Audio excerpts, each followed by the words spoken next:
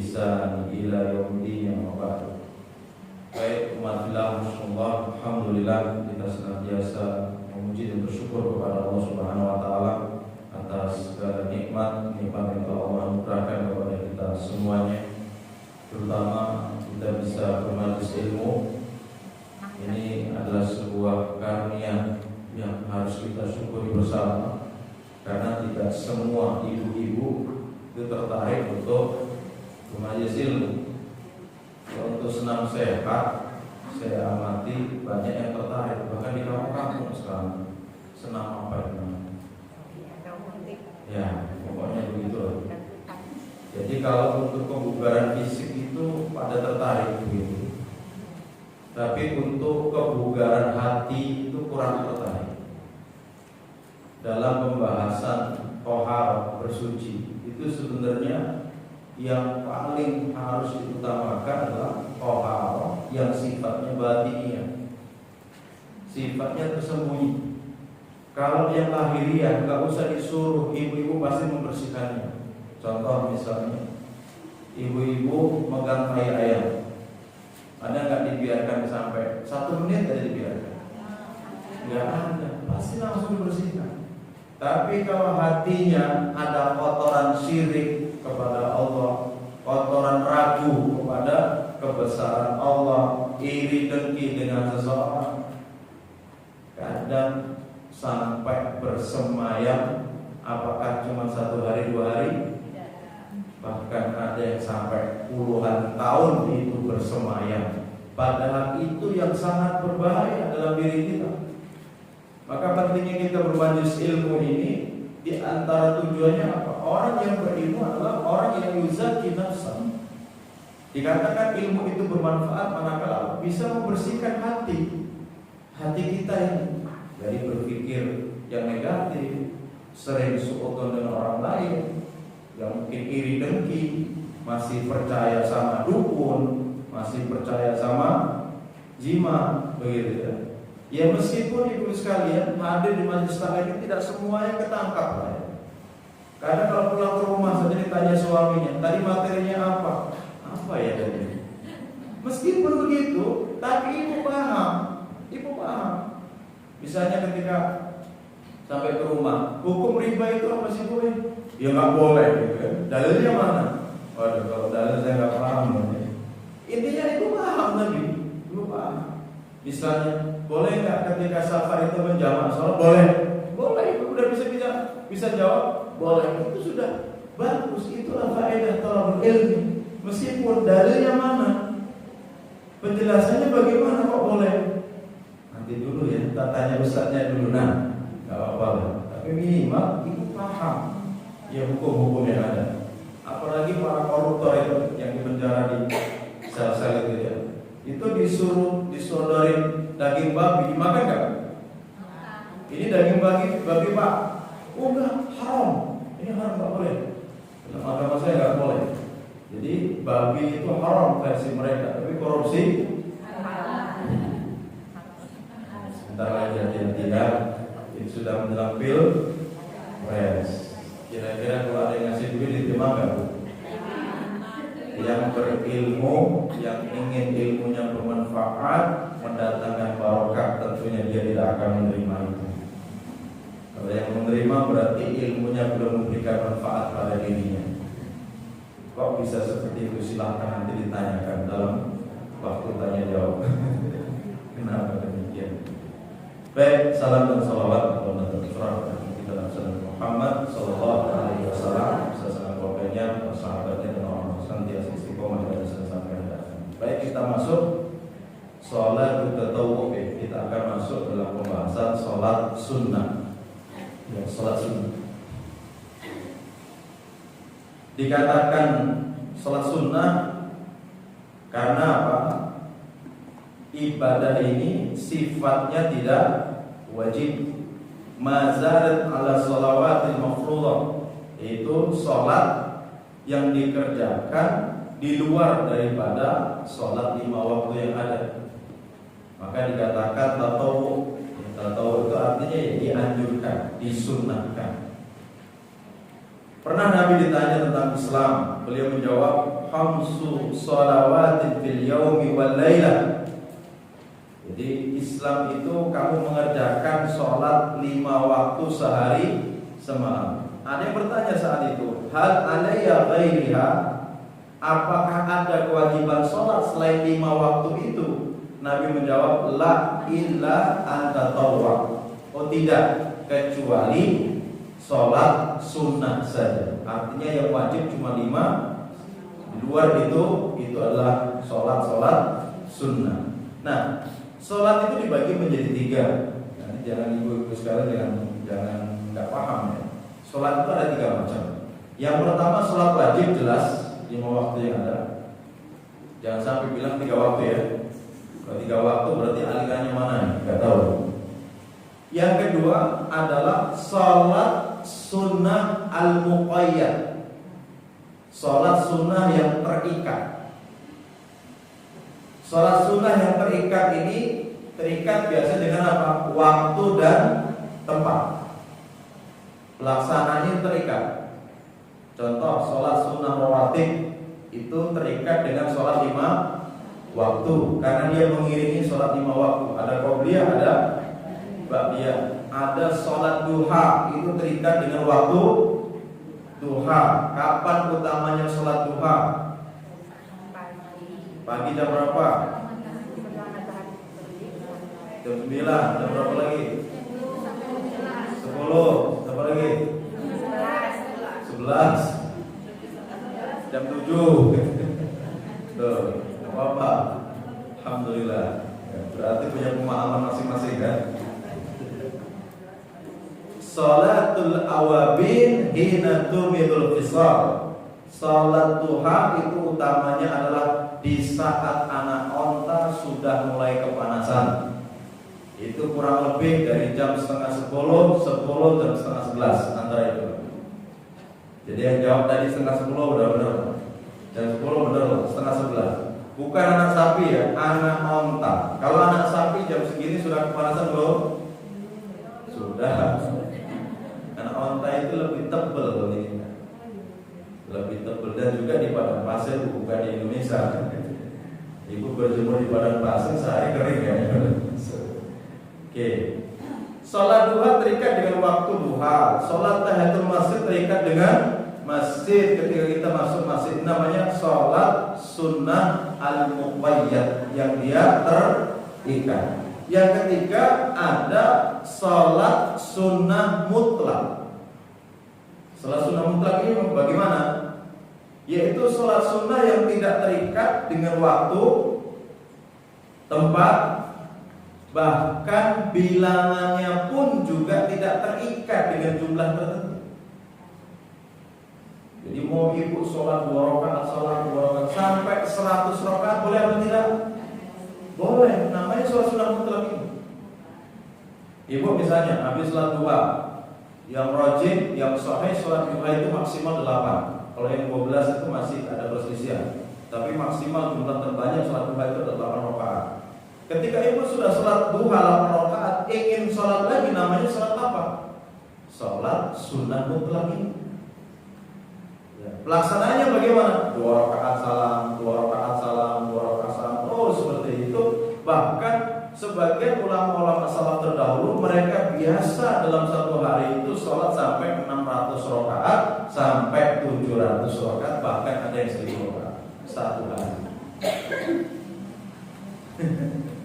Itu namanya sholat sunnah mutlak. Kalau kita sudah sampai berapa rakaat, ya dihitung saja. 5 waktu 17 rakaat. Ditambah qiyamulani, ibu ngambil berapa rakaat? Kok nggak ada suara? 2 tambah 1, witirnya 1, 3 berarti ya. Nah, berarti baru 20 rakaat. Duhanya berapa rakaat yang diambil bu? 4 kan? Terus ditambah sholat sunnah rawatib, ambil yang 10 rakaat atau yang 12 rakaat? 10. Oke, kita berapa tadi? 24. Berarti 34, berarti 34 rakaat. Sama lagi apa lagi? Ibu selain itu sholat apa lagi? Ya mulai sudah tadi. Apa lagi? Sholat hajat, tahiyatul masjid. Sudah sholat hajat dan 2 rakaat misalnya. abdi dunia Anas bin Malik, Abu Muslim Al-Khawlani itu dalam sehari tidak kurang dari 600 rakaat. Maka ketika kita melihat dan mendengar Abu Muslim Al-Khawlani, itu kan kita teringat ya, beliau itu adalah salah seorang tabi'in yang paling sayang dengan istrinya, dan istrinya pun juga demikian. Jadi ketika beliau setiap kali beliau pulang dari luar rumah itu selalu disambut oleh istrinya dengan muka yang berseri-seri dan wangi gitu. Sampai saat itu Abu Muslim Al-Khawlani ini pulang, itu istrinya nggak nyambut. Langsung beliau berdoa, ya Rabb, berikanlah hukuman kepada siapa yang telah merusak keluarga. Saat itu tiba-tiba ada seorang ibu-ibu tua di siang hari, dia minta apa? Nyalakan lampu. Kenapa gelap seperti ini? Ternyata si ibu ini buta matanya. Karena dia inilah yang meracuni istrinya Abu Muslim Al-Khawlani untuk menuntut, meminta sesuatu yang lebih. Yang semula disambut nggak jadi disambut. Akhirnya apa? Si wanita ini tahu dirinya telah mendapatkan doa yang tidak baik itu, dan dia datang kepada Abu Muslim Al-Khawlani. Wahai Abu Muslim, saya bertobat kepada Allah, saya tidak akan mengulangi perbuatan saya lagi. Mintakan kepada Allah supaya Allah mengembalikan penglihatan saya. Akhirnya didoakan dan sembuh juga di saat itu. Terus beliau Abu Muslim Al-Khawlani ini pernah mengalami ujian, fitnah namanya, fitnah nabi-nabi palsu. Beliau hidup sezaman dengan Sujah yang dari Yaman, nabi palsu yang dari Yaman. Beliau dipaksa untuk mengimani nabi palsu ini. Beliau menolak. Sampai saat itu beliau dihukum sebagaimana Nabi Ibrahim. Jadi disiapkan kobaran api, kayu yang dibakar itu, api sudah menyala besar itu, beliau dilemparkan ke dalam kobaran api. Tapi apa yang terjadi? Api tidak membakar beliau. Tapi justru apa? Beliau sholat 2 rakaat di tengah kobaran api itu. Sampai-sampai para ulama menjuluki beliau sebagai apa? Ibrahim hadil ummah. Nabi Ibrahimnya umat ini itu adalah Abu Muslim Al-Khawlani. Dan sholatnya beliau bagaimana? Ketika ada tamu yang ingin berkunjung ke rumahnya, ternyata tidak ada, kata istrinya dia ada di masjid. Tamu ini ke masjid, didapati Abu Muslim Al-Khawlani sedang sholat. Jadi tamunya itu nungguin gitu.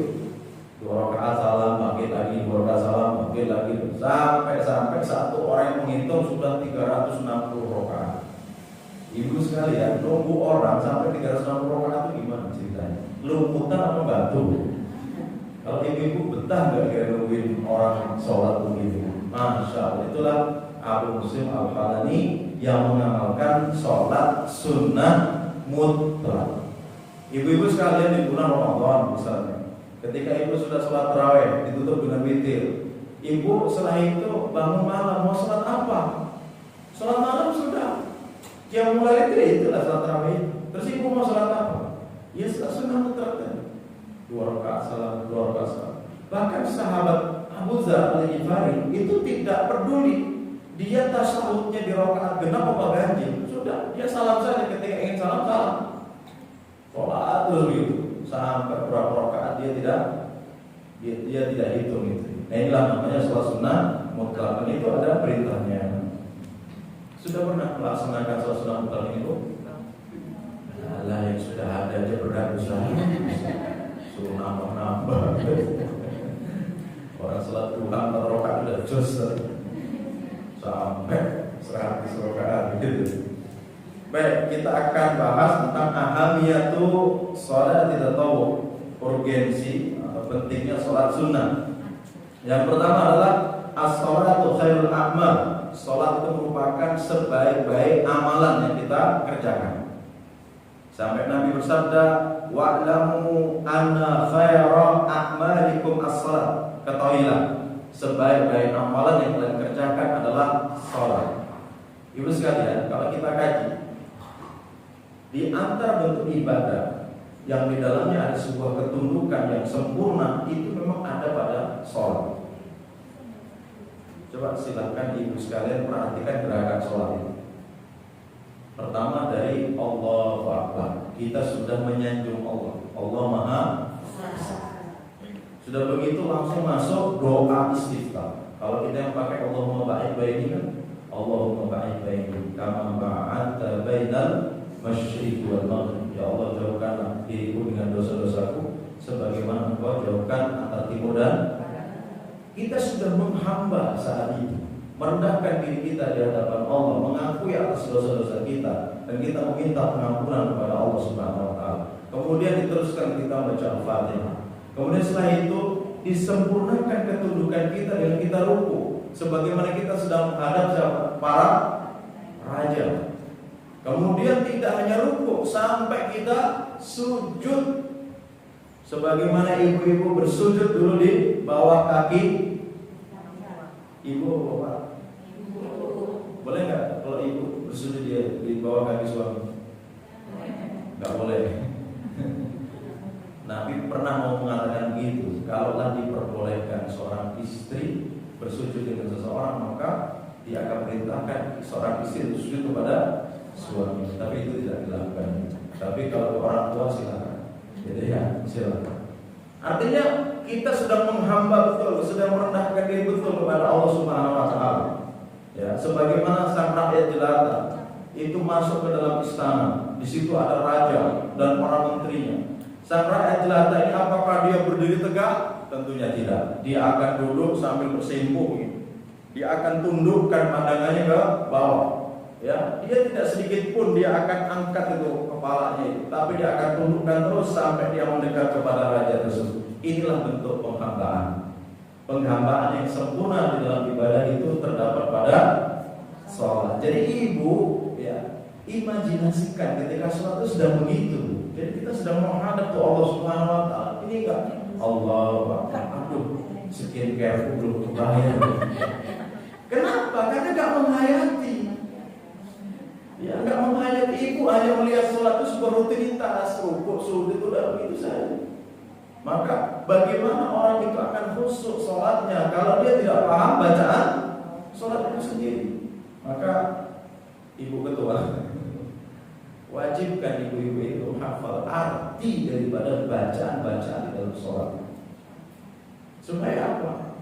Ada perenungan. Dan diutamakan lagi, kalau nanti sholat, surat yang dibaca adalah surat yang ibu hafal plus artinya. Supaya apa? Di dalam surat ada khusyuk. Ibu bisa menghayati. Ini sudah yang hafal cuma trikul, nggak tahu artinya pula. Allahu Akbar. Gimana ibu? Allahu Akbar. Hanya kayak burung beo. Assalamualaikum, assalamualaikum. Artinya assalamualaikum apa? Burung beo itu nggak tahu. Maka la takunul babghah, janganlah kalian menjadi burung beo. Bisa ngomong tapi nggak tahu artinya. Itu babghah itu namanya.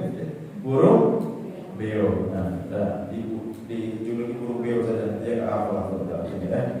Silakan dijadwalkan beli buku panduan sholatnya itu. Tentunya buku panduan sholat yang sunnah ya, jangan yang gambar sholat di sampul depannya itu lah, kertasnya, kertas kurang itu ya, jangan itu lah. Karena itu kurang ada pertanggungjawaban secara ilmiah. Jadi cari yang sifat sholat Nabi, untuk beli atau skincare tadi buat belinya, masa untuk urusan akhirat gak buat membelinya. Silahkan beli. Sekarang di online banyak, gitu ya, bisa sampai rumah, nggak perlu keluar panas-panas, nggak perlu ke buku, nggak perlu. Dan silahkan beli, dihafalkan. Sudah ada itu. Apa itu? Bukan tagihan utang kan? Baik, itu yang pertama. Jadi sebaik-baik amalan adalah sholat, ya, sholat. Yang kedua, arif'atu fil jannah bikasratil tatawwu. Derajat di surga dengan memperbanyak sholat sunnah. Jadi tujuan daripada sholat sunnah itu apa? Untuk meninggikan derajat kita di surga. Itu dengan kasratul tatawwu, dengan memperbanyak sholat sunnah. Nabi pernah ditanya, as'aluka murafaqataka fil jannah. Saya bertanya kepada engkau ya Rasulullah, bagaimana bisa berdampingan dengan engkau di surga? Maka saat itu Nabi menjawab, fa'inni ala nafsika bikasratis sujud. Hendaknya kamu memperbanyak sujud. Jadi dengan kita memperbanyak sujud, insya Allah kita bisa nanti berdampingan dengan Rasulullah Sallallahu Alaihi Wasallam. Kalau 5 waktu saja nggak cukup, ya, tapi diperbanyak dengan salat-salat sunnah yang ada, supaya jumlah sujud kita semakin banyak dan tempat sujud kita itu nanti akan bersaksi di hadapan Allah Subhanahu Wa Taala. Jadi langit dan bumi ini, Bu, itu nanti akan menangis. Bahkan ada yang menjelaskan sampai 40 hari 40 malam. Sahabat Ibnu Abbas mengatakan 40 hari 40 malam langit dan bumi itu akan menangis dengan kematian seorang mukmin. Langit itu mana maksudnya? Jadi di langit itu ada pintu tempat turunnya rezeki orang yang beriman ini. Ketika orang beriman itu meninggal dunia, maka pintu langit ini tidak akan dilewati lagi. Pintu ini menangis. Karena apa? Tidak dilalui lagi rezeki untuk orang beriman. Bumi juga demikian. Bumi yang menangis tempatnya di mana? Bumi yang kita jadikan tempat sujud, dia akan menangis karena kehilangan seseorang yang biasa sujud di atasnya. Masya Allah. Jadi bumi dan langit ini kehilangan kalau orang baik itu meninggal dunia. Tapi sebaliknya, bumi dan langit akan bergembira jika ada orang kafir, ada orang-orang yang fajir yang meninggal dunia. Karena apa? Mereka bisa istirahat dari apa? Dari kerusakan yang mereka lakukan di muka bumi. Kira-kira kalau kita meninggal dunia, bumi menangis nggak kira-kira? Insya Allah menangis ya. Apalagi ketika ibu sujud menetes itu air mata. Masya Allah. Karena Nabi menjelaskan aina ila tamassu ma'an, ada 2 mata yang menangis, 2 mata yang tidak akan disentuh oleh api neraka. Yang pertama, ainun bakat min khasyatillah, mata yang menangis karena takut kepada Allah Subhanahu wa taala. Yang kedua, wa ainun ba'da tahrusu fi sabilillah, mata yang dia berjaga-jaga di jalan Allah Subhanahu wa taala. Ibu sekalian, jangan teteskan air mata karena sikap suami, ya, tapi teteskan air mata karena takut kepada Allah Subhanahu wa taala. Begitu, Bu? Sering menangisnya karena suami atau karena Allah? Aduh. Kalau ada masalah dengan suami, enggak masalah. Ibu terbebani, tapi nangisnya nanti kepada Allah. Menangisnya kepada Allah. Adukan masalah itu kepada Allah. Jadi menangisnya karena Allah, bukan karena suami. Kenapa, Bu? Sering menangis karena suami karena apa biasanya? Uang belanjanya kurang. Oh, ditonton sama suami, Ustaz. Kami nggak bisa berkata-kata di sini. Oh ya udah, nanti di balik layar. Baik. Yang namanya kehidupan, kalau nggak mau punya masalah ya jangan hidup.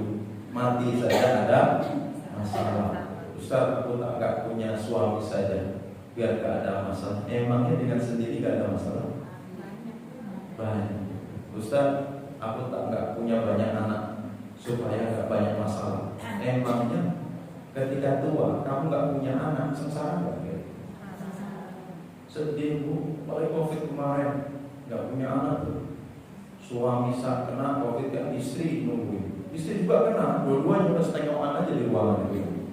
Gak ada yang nungguin, gak ada yang nganter, gak ada yang nyuciin, gak ada yang ngontrin, gak ada. Maka orang kampung tuh Masya Allah itu, mereka mendapatkan puncak kebahagiaan anaknya 13. Jadi ketika orang punya sakit itu bisa di-shift. Si pertama, hari ini anak pertama, anak kedua. Kalau datang semua brek satu kampung gitu ya. Masya Allah, mendoakan semua.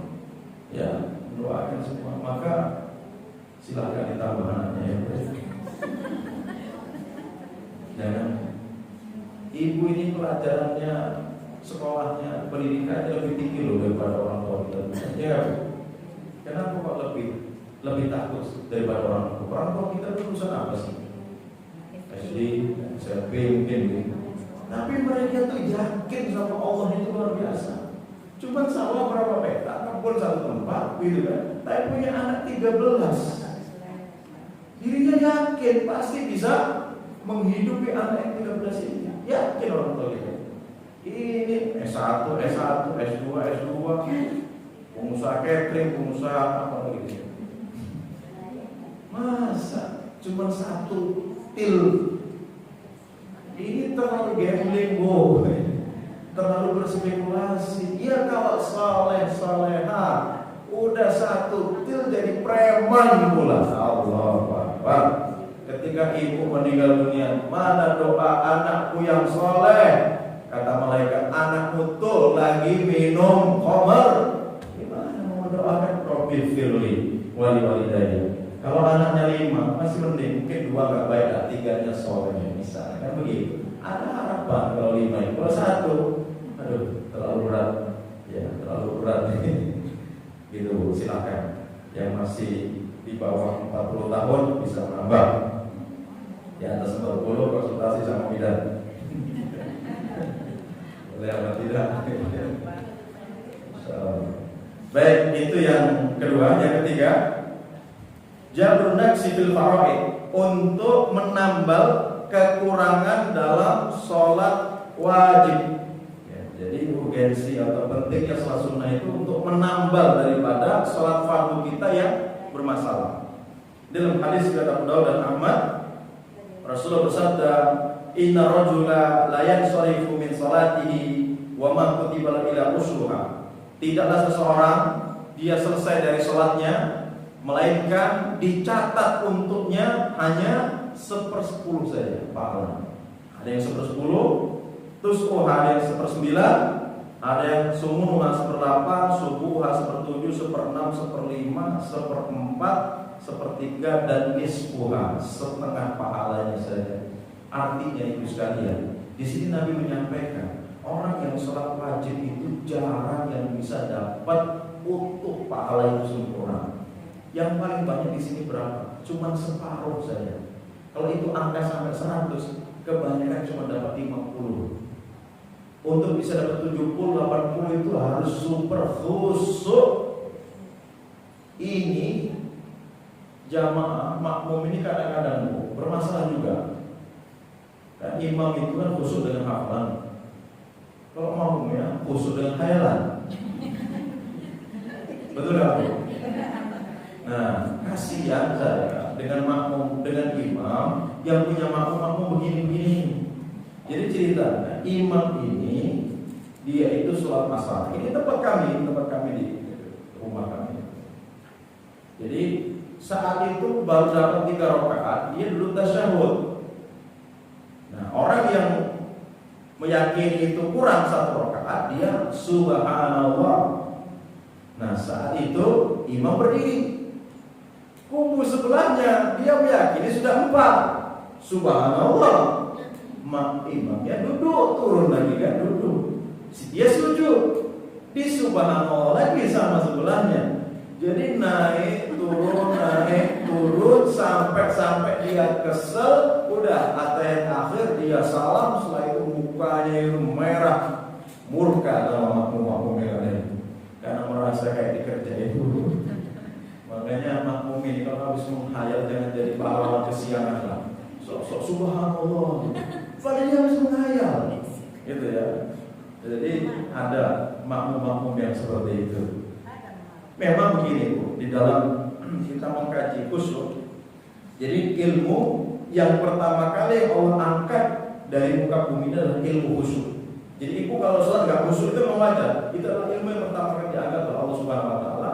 Kemudian sahabat Syadid bin Aus mengatakan, kamu akan dapati orang-orang yang sholat di masjid-masjid jami itu, ya, badan mereka memang di masjid, tapi hati dan pikiran mereka di luar masjid. Itu memang seperti itu sudah ada ketetapannya, gitu ya. Maka kalau kita bisa lihat ya, hampir seperti itu. Maka ada sholat sunnah ini fungsinya untuk apa? Menutup, menutup dan menambal itu. Apalagi ada faktor juga yang menjadikan kita tidak khusyuk. Jadi ketika azan berkumandang, itu setan kabur dengan kentut sekencang-kencangnya. Setan ini kalau azan takut, dengar azan takut, mereka akan kabur, dia akan lari, dia akan menjauh dari suara itu. Karena mereka tidak mau bersaksi di hadapan Allah Subhanahu Wa Taala, begitu kan? Kemudian ketika adzan selesai, mereka datang lagi. Ketika iqamah, kabur lagi. Iqamah selesai, datang lagi dan mengganggu sholat seseorang. Setan akan membisiki di telinga kita, uzkur kada lima lam yadkur. Ingat ini, ingat itu. Ya, jadi diperintahkan untuk mengingat sesuatu. Yang kadang yang diingat ini Pak, Bu ya, sesuatu yang di luar sholat gak kepikiran, tapi di dalam sholat malah kepikiran. Mikirin apa? Mantan. Kok kepikiran mantan ya Ustaz? Padahal di luar sholat itu gak pernah kepikiran mantan gitu. Kenapa di dalam sholat kepikiran mantan? Nah, itulah ada setan, namanya setan khanzab. Khanzab atau hinzib, itu setan yang ganggu Ramadan begitu ya. Dia mengganggu kita di saat kita sedang sholat sehingga kita tidak khusyuk di dalam sholat kita itu. Kalau ibu masuk ke rumah, yang ganggu setan di rumah itu siapa? Ada ketika kita masuk ke rumah, itu kan harusnya baca doa. Itu ada setan yang bisik kita, jangan baca doa, jangan baca doa. Itu namanya setan dasi. Dasi, jangan dikasih nama Muhammad Dasim namanya. Kalau perempuan namanya Dasimah. Dan setan itu tugasnya apa Bu? Ini perlu diperhatikan. Ada setan, tugas setan itu adalah apa? Menjadikan kita tidak suka dengan pasangan kita. Maka ada memang sutra setan yang ditugaskan oleh iblis menjadikan seorang pasangan tidak bernafsu dengan pasangannya sendiri. Itu memang ada. Maka semakin kita dekat dengan Allah, maka godaan setan akan lemah. Tapi semakin kita jauh dari Allah, maka godaan itu akan semakin besar. Maka jangan samakan keluarga-keluarga yang mereka tidak taat kepada Allah. Dia jarang baca Al-Quran, jarang dia puasa, jarang. Kok keluarganya hampir sering panas gitu ya. Kenapa ya? Kan memang ada picu. Dirinya bisa digoda oleh setan. Sehingga apa? Dia melihat istrinya itu enak, harus mukanya. Oh. Pokoknya apa bahasanya itu ya? Senantiasa itu melihat tetangga terus itu. Apalagi dia bikin banding-bandingin terus. Oh, si tetangga tuh, udah lama-lama gimana Bu? Pulangkan aku. Pulangkan aku. Itu ada setan namanya Dasim. Ya, setan Dasim. Ingat ya, Dasim. Kalau perempuan Dasimah. Maka yang namanya Dasimah harap diganti namanya ya. Jangan dipertahankan. Siti Dasimah misalnya. Sebagaimana juga hadis Nabi di sini, awwalu ma yuhasabun nas bi yaumil qiyamah min a'mali as-shalat. Amalan yang pertama yang Allah akan hisab pada hari kiamat adalah salatnya. Salat. Kemudian Allah akan berfirman kepada para malaikat, "Unzur fi sholati abdi atamaha aw naqasaha." Lihat kepada salat hamba-Ku itu. Apakah salatnya sempurna atau kurang sempurna? Fa in kana tamam kutiba lahu tamam. Kalau salatnya sempurna tulis tamam, tulis sempurna. Mantap. Kalau sudah dicatat sempurna itu mantap. Tapi wa in kana taqasa minha syai'an. Tapi kalau salatnya itu kurang sempurna, maka Allah akan perintahkan kepada para malaikat, unzuru hal li abdi min tatawu. Lihat kepada hamba-Ku itu apakah dia mengerjakan salat sunnah apa tidak.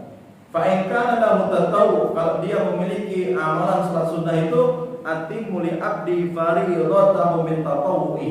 Sempurnakan untuk hamba-Ku itu salat wajibnya dari salat sunnahnya. Summa tuqadul a'mal adzalik. Kemudian seluruh amalan akan diperlakukan semuanya seperti itu. Artinya itu sekalian, Allah tidak akan melihat kebaikan kita yang lain.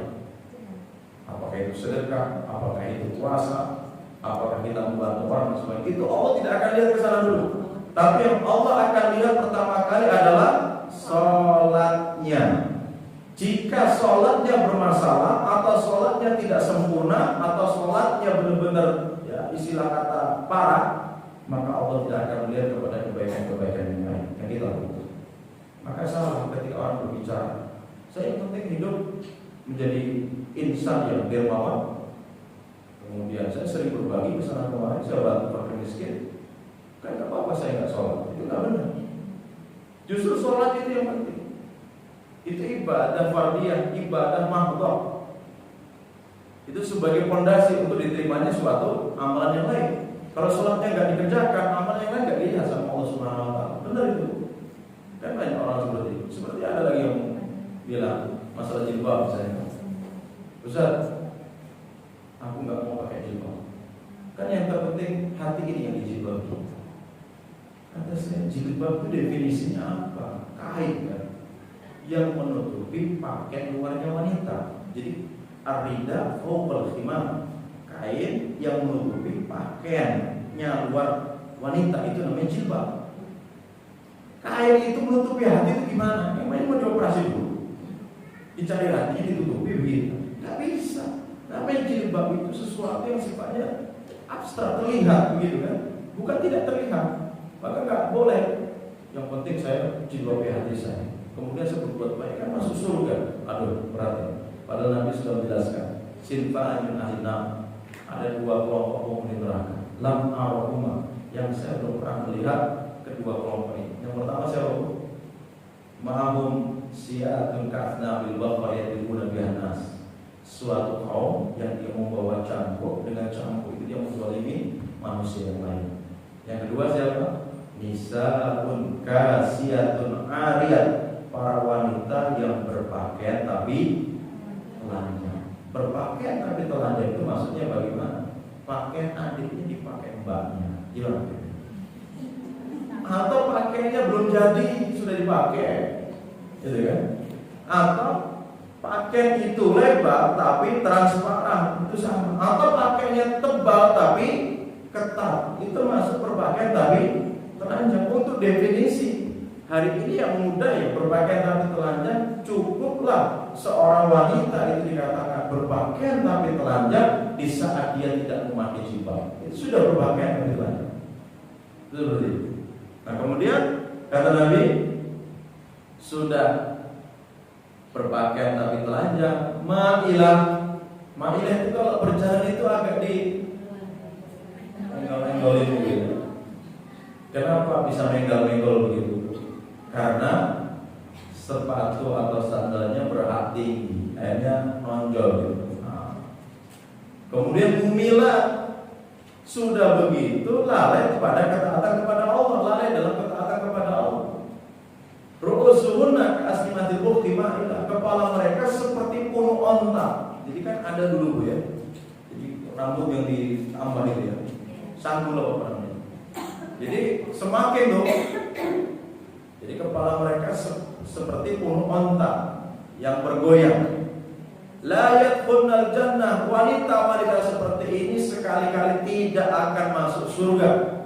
Wala yajidna riha, dan tidak akan mencium bau surga. Wa inna riha la yujadu min masiratin kadza wa kadza. Dan kalau dia harus bisa mencium bau surga itu, dia harus melewati perjalanan demikian dan demikian. Jadi maka PR untuk ibu sekalian, terutama yang punya anak perempuan, ketika dia sudah balik, gimana dia sudah harus bisa menjaga auratnya itu. Karena hari ini, mohon maaf lah istilah kata, yang sekolah-sekolah di MI, kalau MI SD lah ya, ke MTS, MAN, pakai jilbabnya kalau ke sekolah. Udah rumah udah pong gitu kan, ke warung sudah rondol kepalanya. Nah itu banyak. Ini sebuah kewajiban, gak bisa diabaikan begitu saja. Gitu ya. Jadi jilbab ini bukan sebatas kain yang menempel, ini sebagai bentuk ketundukan kita kepada Allah Subhanahu Wa Taala. Kalau kita tidak tunduk, maka siap-siap untuk disiksa. Jadi kalau kita bahas amalan yang pertama kali Allah akan hisab adalah sholat. Yang kedua, nikmat yang Allah pertama kali hisab adalah nikmat sehat.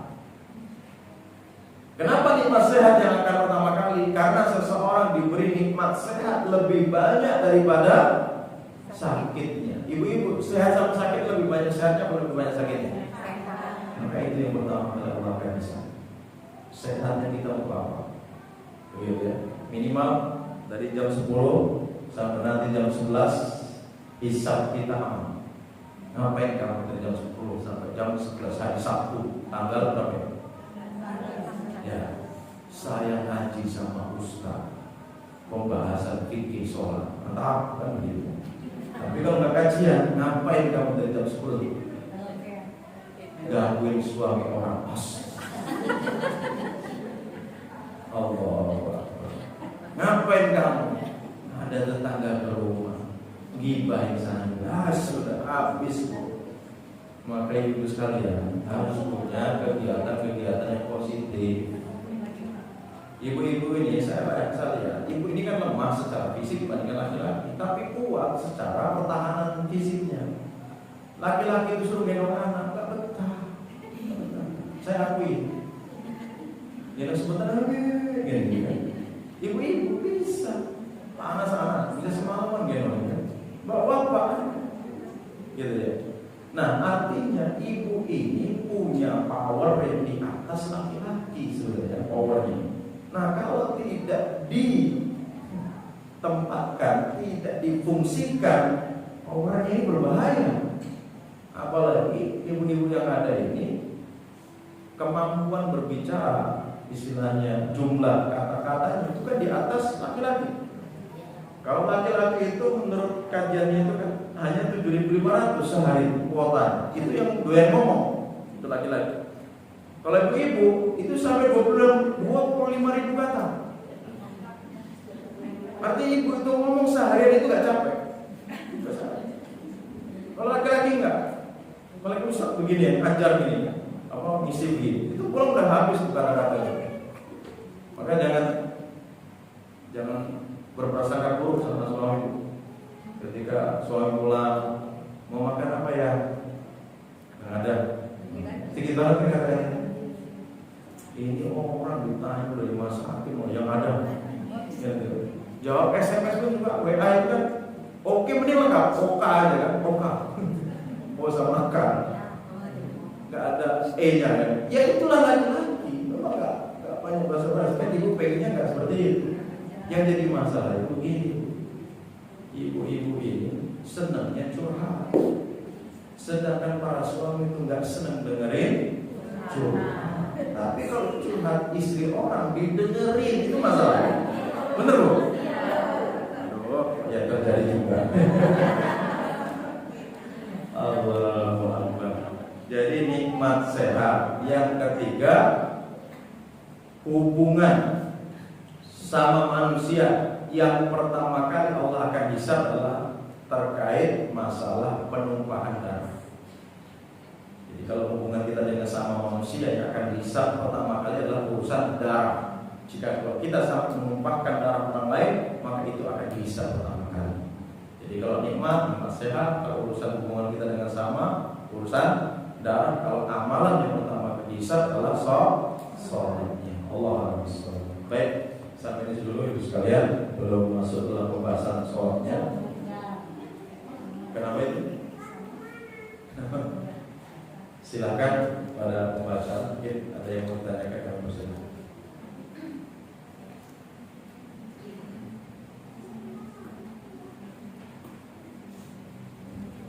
Yang dari luar rumah sini ada? Ada juga? Oh banyak. Sering ikut kajian kita di mana biasanya? Hikmah juga, di Tariqul Hayat juga ada. Isi Tariqul Hayat ada juga. Sebagian.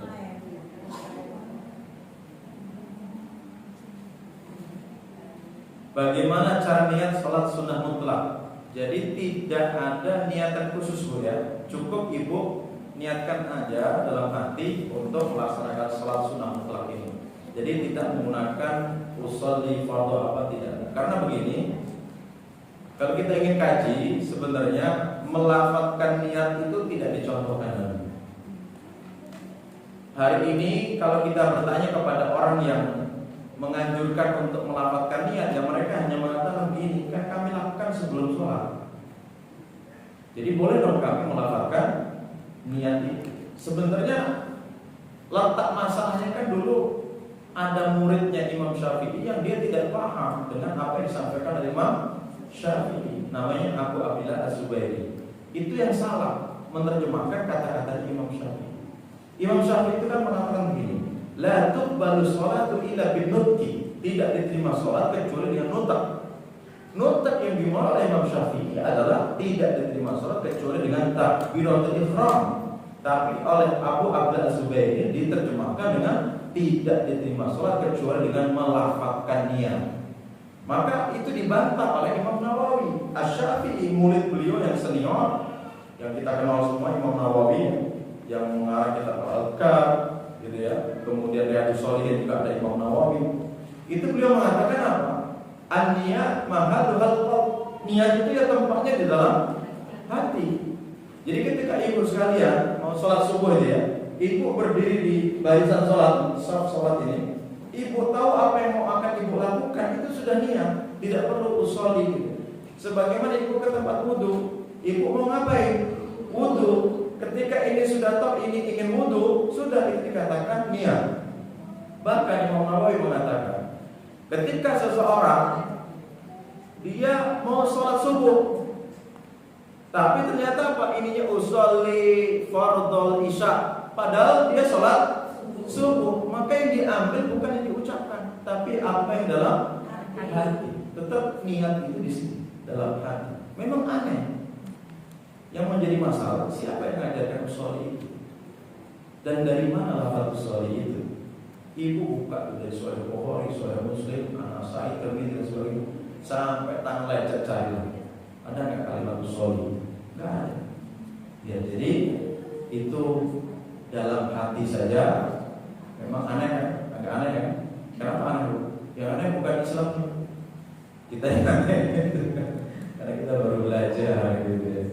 Kita baru belajar. Karena begini Bu, di Indonesia ini nggak tahu dulu siapa yang ngajarin guru TPA, semuanya sama. Contoh misalnya ketika Assalamualaikum warahmatullahi wabarakatuh, begini kan, seringnya kan, ada kan begini ajaran Assalamualaikum warahmatullahi wabarakatuh, tangannya dibuka begini.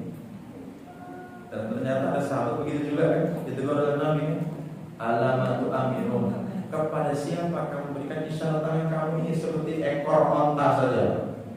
Cukup kamu ketika salam, kamu letakkan kedua telapak tangan kamu di atas paha, sudah, tak usah dibuka. Gitu. Kemudian misalnya nih, kalau tangan kita yang lebih lutut nanti akan diputus. Itu ajaran dari siapa?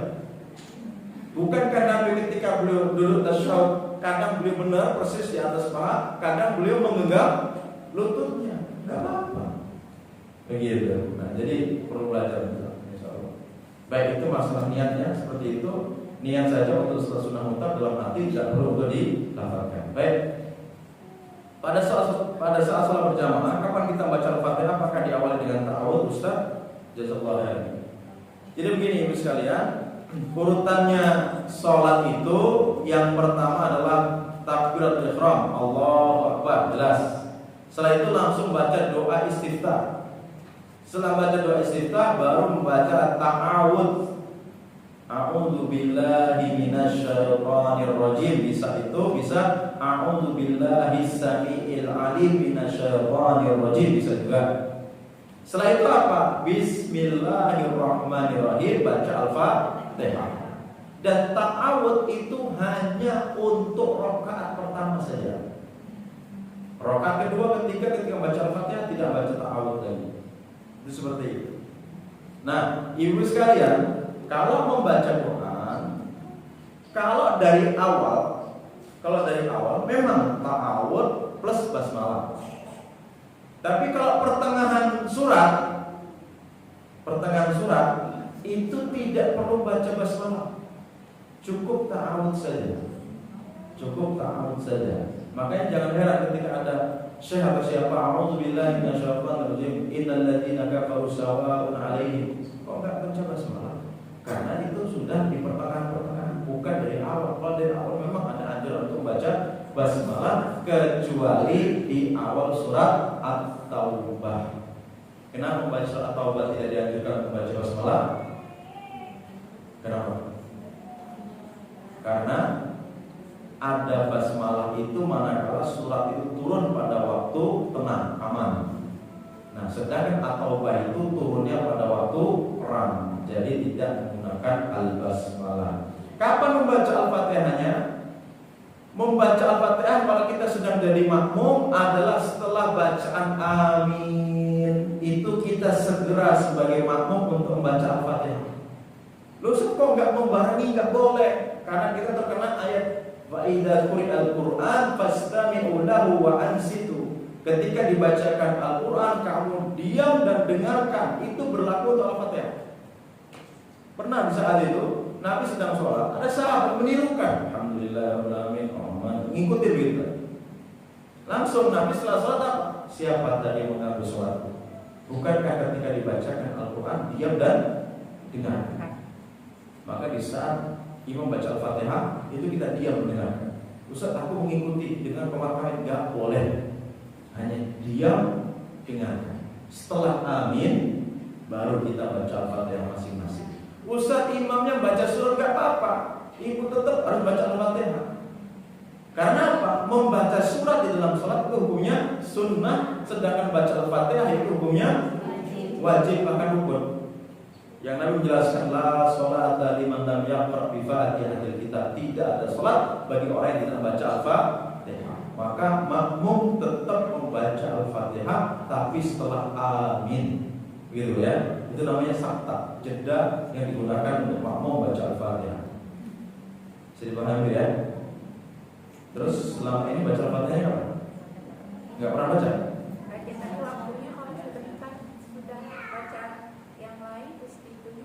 Ibu kan selaku penumpang harus ngikutin sopir. Kalau sopirnya cepat, kita gaya cepat juga. Harus begitu memang. Makmum harus cerdas. Oh, ini imamnya cepat, saya harus cepat juga baca Al-Fatihah. Harus begitu. Kalau nggak begitu, ibu bisa jatuh, dibonceng orang. Miring-miring begini kan. Ibu pas miring gini malah begini. Gimana ya? Lama diturunin sama yang bonceng itu. Turun. Kamu ini enggak gitu. Memang harus begitu. Dan model imam ini macam-macam. Ada yang kayak super express, ada yang super batas. Herannya begini, kalau maghrib, isya, subuh itu bisa tumaninah tuh imam. Giliran zuhur sama asar kayak dikejar anjing, cepat betul. Apalagi ditunggu pindang di rumah. Baik, jika malam hari kita sudah niat puasa sunnah tapi esok hari ada rasa ingin membatalkan puasa namun pada akhir tahun kita lanjutkan, apakah puasa tersebut sudah dianggap batal karena rasa was-was tersebut? Jadi begini Bu, sholat sunnah ini, puasa sunnah ini, jangankan ibu ya, jangankan ibu niatkan, tidak niatkan malam hari juga apa-apa. Nabi itu sering habis sholat subuh pulang ke rumah, adakah makan? Jawab, tidak ada ya Rasulullah. Sudah, kalau gitu saya puasa. Niatnya pagi hari boleh. Itu untuk puasa sunnah ya, untuk puasa sunnah. Apalagi sudah niat malam atau nggak niat. Ingat beras nggak ada. Misal, ya sudah hari ini aku tak puasa. Boleh. Itu puasa sunnah. Bedanya dengan puasa wajib itu di situ. Nah, kalau puasa wajib, ibu tidak meniatkan sebelum azan subuh itu, maka ibu tidak sah sholatnya karena harus ada niat untuk sholat wajib, puasa wajib. Tapi kalau puasa sunnah itu tidak harus dari malam hari, gitu ya. Kemudian kalau ada was-was membatalkannya, kan di pagi ini Bu ya, was-was ini Bu ya. Tapi tetap setelah itu diputuskan untuk lanjut, maka tidak masalah, tidak membatalkan puasanya. Pada sholat yang 2 rakaat subuh, saat rakaat terakhirnya duduknya tawar atau iftiros. Ini perbedaan para ulama. Silakan mau iftiros silakan, mau tawar juga silakan. Memang semuanya ada dasarnya dan Imam mazhab pun dalam hal ini posisi pendapat. Ya. Pada saat tahiyatul awal bacaannya sampai mana? Apakah sampai sholawat kepada Nabi dan apakah mengangkat telunjuknya Ustaz? Jadi begini. Dalam sifat salat Nabi itu diperintahkan juga meskipun tasyahud awal itu juga baca sholawat. Meskipun yang diwajibkan cukup membaca at-tahiyat itu saja, tidak sampai membaca sholawat. Sholawat nanti akan dibaca lengkap ketika tasyahud akhir. Untuk jari telunjuknya bagaimana? Ya dari awal at-tahiyatu lillah was-shalawat. Kalau itu yang bagaimana? At-tahiyatul seperti dari awal. Meskipun perbedaan pendapat, tapi yang rajih kita telunjuk ini dari awal, dan ketika duduk tasyahud, kedua pandangan mata kita ini mengarah kepada jari telunjuk kita. Dan sambil digerakkan, Nabi menggerakkan jari telunjuk ini. Tapi kalau sholat bersama orang yang tidak paham dan tidak pernah ngaji, jangan gini-gini. Nanti orang malah berpikirnya macam-macam. Sampai saya dulu sebulan di Jawa Timur Magetan. Jadi program itu safari dakwah. Safari banyak pengalaman yang kita dapat. Jadi ada bapak-bapak Ustaz, saya dulu pernah marah sama orang. Gimana saya Pak? Saya kan belum belajar sunah-sunah sholat itu. Tiba-tiba samping saya itu gini-gini tangannya. Ya saya merasa keganggu loh. Saya tarik tangan itu. Saya tarik. Setelah sholat saya debat sama dia. Nah setelah saya debat udah nggak ada kata putus. Setelah itu alhamdulillah saya hijrah. Saya belajar ngaji. Ternyata ada sunnah yang menggerakkan ini misalnya. Ada sunnahnya. Kata Nabi apa? La hiya asyaddu 'ala syaitan min al-hadid. Gerakan jari telunjuk ini itu lebih dirasakan pukulannya oleh syaitan daripada pukulan besi. Ini keutamaan gerakannya. Tapi jangan terlalu over. Ya pulang aja lah perlahan saya. Jangan terlalu over. Memang para ulama tidak bisa menentukan bagaimana gerakan Nabi, tapi Nabi menggerakkan.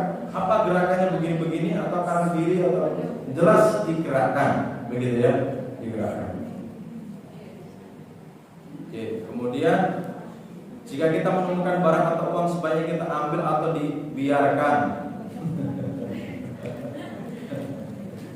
Ibu sekalian, kalau ada uang jatuh, ibu-ibu ada dua pilihan.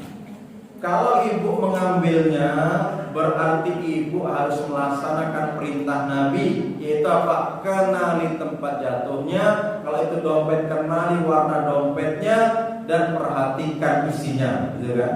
Dan setelah itu apa? Umumkan selama 1 tahun. Berarti apa? Kalau kita mendapatkan uang, itu justru amanah yang sedang mampir kepada kita. Kalau kita berani. Jadi itu bukan rezeki nomplok, bukan. Ini kan hore, alhamdulillah dapat 500.000. Ayo kita makan bakso rame-rame. Ustaz jadi undang. Gak boleh Bu. Dan uang itu secara hukum tidak bisa berubah status kepemilikannya menjadi kita, tidak bisa. Setelah setahun saja, memang benar kata Nabi. Setelah setahun, boleh kamu manfaatkan itu. Tapi kalau toh nanti ada juga yang datang mensifati tempat jatuhnya berapa, tetap harus dikembalikan. Artinya uang itu bisa menjadi milik kita semua, tidak? Tidak bisa. Termasuk ibu kalau mau duit bisa 20.000 depan masjid, boleh nggak diambil dimasukkan kota infak masjid? Nggak boleh. Itu milik orang yang jatuh, bukan milik masjid. Jangan-jangan ini itu uangnya si ibu-ibu yang mau ke warung, mau beli minyak goreng. Hana-hana tinggal uang itu ditinggalin sama suaminya ke depan warung. Dia ambil kantongnya, nggak ada duit 20.000 itu. Pulang balik dari rumah, warung. Nggak tahu ini ibu-ibu ikut kajian lewat tadi kan. Nemuin itu dimasuki kotak zolim gak? Zolim. Jadi jangan yang penting yang penting tak masukin kotak infak masuk dalam. Kalau begitu, itu zolim justru. Nah maka hati-hatilah dengan barang temuan. Yang boleh diambil dan boleh kita miliki adalah, kalau dalam pembahasan fikih itu ada al-luqat, barang temuan. Barang temuan itu ada 2 macam. Barang temuan yang punya nilai, yang kedua tidak punya nilai. Kalau yang punya nilai, uang jelas. Durian punya nilai enggak? Awas bila nggak punya nilai. Durian itu punya nilai Bu. 1 bijinya berapa? 10.000 itu kan. Nah ini kalau di kampung ada durian jatuh, jelas-jelas kan punya si fulan. Yang nggak punya pohon durian saja ikut lari. Kalau dia larinya lebih kencang daripada pemiliknya, dia ambil itu durian, dia tenteng di depan pemiliknya. Coba bayangkan.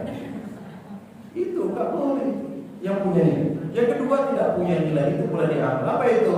Plastik yang jatuh di jalan. Ambil, nggak perlu diumumkan. Potongan kayu kecil-kecil silakan, dedaunan silakan. Itu nggak punya nilai. Kalau nggak punya nilai silakan. Begitu.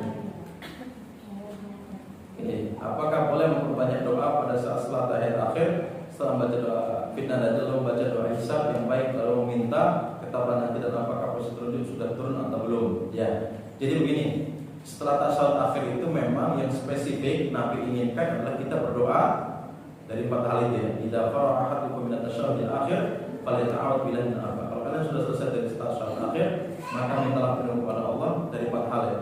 Allahumma inni a'udzubika min adzabi jahannam wa min adzabil qabri wa min fitnatil mahya wal mamat wa min syarri fitnatil masiihid dajjal.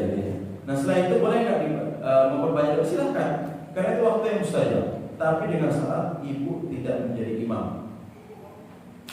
Kalau ibu jadi imam, khawatir makmumnya nanti bertanya-tanya apa yang dibuka sholatnya lama kan begitu.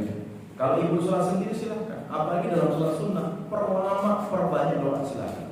Karena memang ada 2 tempat yang mustajab kita berdoa di dalam sholat. Pertama ketika sujud, yang kedua setelah tasyahud akhir sebelum salam. Begitu.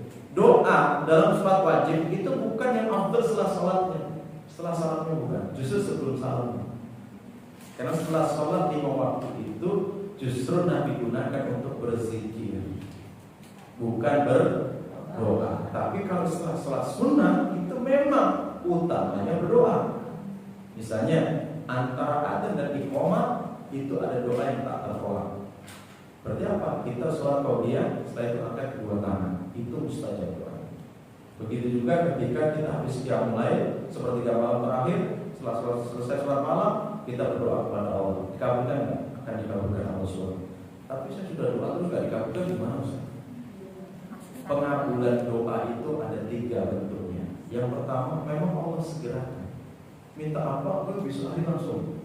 Karena ibu pernah nggak mau makan apa? Tiba-tiba, suami nenek. Itu berarti ibu sedang dikabulkan doanya segera. Pengen emas kalung, tiba-tiba suami dapat rezeki yang masya Allah dikabulkan langsung. Ada yang begitu. Tapi yang kedua, ada yang dia Allah simpan pahala doanya itu, Allah kabulkan nanti di akhirat. Jadi diwujudkan dalam bentuk amal soleh doanya itu. Yang ketiga, Allah hindarkan dia dari sebuah kemudaratan di hari itu. Jadi kalau kita berdoa rugi nggak? Nggak ada ruginya. Para sahabat ketika mendengar penjelasan Nabi seperti ini, langsung mereka mengatakan idzan nusil doa ya Rasul. Sudah kalau begitu kita perbanyak doa. Yang terakhir, bagaimana hukumnya dalam tukar-menukar hadiah kado yang sudah disepakati tidak ada orang tersebut, misalnya harga kado senilai 2.000 atau ini acara TV gitu ya. Tukar kado itu nggak boleh. Bertukar kado seperti itu sudah dibahas oleh para ulama, tidak diperbolehkan. Kenapa? Ada nilai judinya. Ada nilai judinya. Karena ada yang berharap dapat lebih, nggak tahu dapat dalam cuma teror atau malah cuma dapat pulpen. Jadi ini sudah dikaji. Kemarin kita juga pernah mau mengadakan lomba seperti ini, Ibu. Kita kan ada komunitas Madani Group untuk mengumpulkan bapaknya, istri-istrinya, kita adakan semacam pabuan begitu. Nah, dari panitia itu mengusulkan ini menukar kado ini. Ternyata banyak fatwa-fatwa itu yang nggak membolehkan itu. Jadi nggak boleh menukar kado itu, nggak boleh. Termasuk ibu-ibu misalnya mau berlomba dengan kawannya, yuk kita lomba berenang. Kalau kamu menang, saya kasih kamu 1 juta. Ya, tapi kalau saya kalah, ya, kamu kasih saya sekian, misalnya. Gimana? Kalau kamu menang saya kasih sekian, tapi kalau saya menang kamu kasih saya misalnya sama 1 juta, itu nggak boleh. Itu namanya judi. Tapi kalau sebelah saja nggak apa-apa. Yuk kita lomba. Ya, kalau kamu menang saya kasih 1 juta, tapi kalau saya menang nggak usah dikasih apa. Itu boleh. Itu namanya memberikan reward, apresiasi silakan. Tapi kalau yang dua-duanya tadi itu nggak boleh.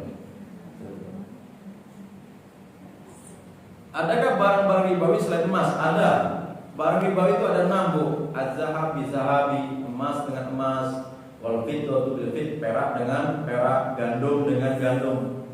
Gandum ini kalau kita hari ini apa? Tepung. Ya kan? Iya kan benar ya, tepung itu enggak. Kemudian wal bur bil burri itu juga semacam gandum. Kalau untuk saat ini ya beras kalau kita saat. Kemudian watam bitam kurma, kemudian wal mil bil mil garam. 6 ini adalah komoditas barang ribawi. Komoditi barang ribawi. Artinya apa?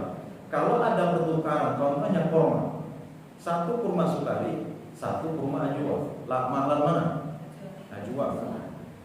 Jika ditukar langsung, maka meskipun harganya berbeda, kalau dibarter langsung, kurma yang sukari 1 kilo, yang ajwa juga harus 1 kilo. Kalau yang sukari 2 kilo, ini 1 kilo, ditukar begini, maka itu riba, nggak boleh. Itu namanya barang ribawi. Emas juga demikian. Emas jika langsung dibarter 1 gram ketemu 1 gram sekian, dibarter, itu juga tidak diperbolehkan. Ya, meskipun emas ada yang 24 karat, ada yang 22 karat misalnya, ditukar begitu, yang 22 karat 1 gram sekian misalnya, itu nggak boleh. Itu namanya barang ribawi. Nah, bagaimana Ustaz jika barangnya berbeda nih? Emas kan? Bukan dengan emas, tapi emas dengan duit. Uang ini masuk kategori barang ribawi karena dulu penyebutan emas itu sebagai alat tukar.